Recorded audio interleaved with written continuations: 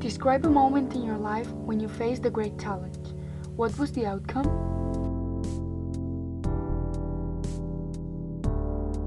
In my 17 years of life, the most challenging decision I've ever made has been squeezing my life into a suitcase and moving from Spain to the UK.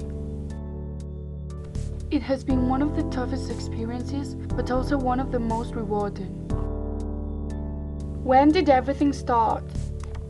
I was 15 when my family was going through a rough patch, and all I could think about was going somewhere new, going somewhere new, going somewhere new.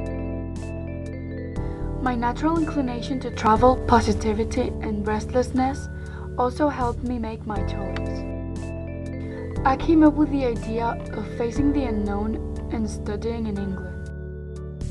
After discussing my idea with my father, he left it all up to me and the final results I got in my last year of secondary education. This encouraged me to achieve my academic goals. Robert the Cheney boarding house in a small town called Lincoln became my new home. But why was this a challenge?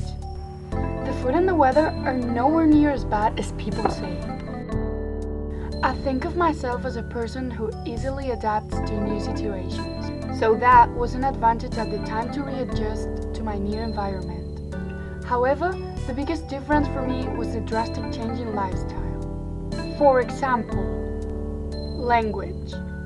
Although I had always attended bilingual schools, it was a shocking transition when I moved to the UK. Suddenly, I was completely submerged in English and had to adapt. Reading books, watching TV, and even dreaming in English were all new experiences for me. Secondly, the educational system. It was really different to what I was used to, as everything I have learned over the 2 years could be in my final exam. This means I have to do work constantly in preparation for those exams and keep the standard of my work high. A multinational environment. Living in the same house as 60 other people from all around the world was something I thought could be a trial. However, it widened my horizons and has given me an amazing cultural education. It is impossible not to notice the massive differences between a vibrant city like Madrid and the familiarity of Lincoln. Plans like hanging out at night or simply going to a cafe were replaced by visiting the Lincoln Cathedral or playing varied sports. My daily routine changed a lot in England, as every meal and sleeping time was shifted a few hours earlier. In addition, life is regimented. Everything in boarding is planned in advance.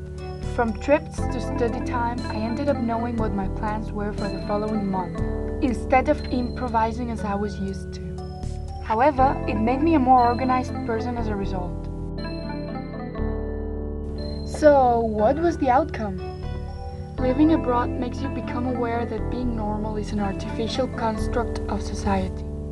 It is liberating to realize that some of our beliefs or interests are results of the cultural heritage of the place we were raised in. In other words, it was in the UK where I noticed how some people's behavior might seem abnormal to some, while others consider it socially or culturally accepted.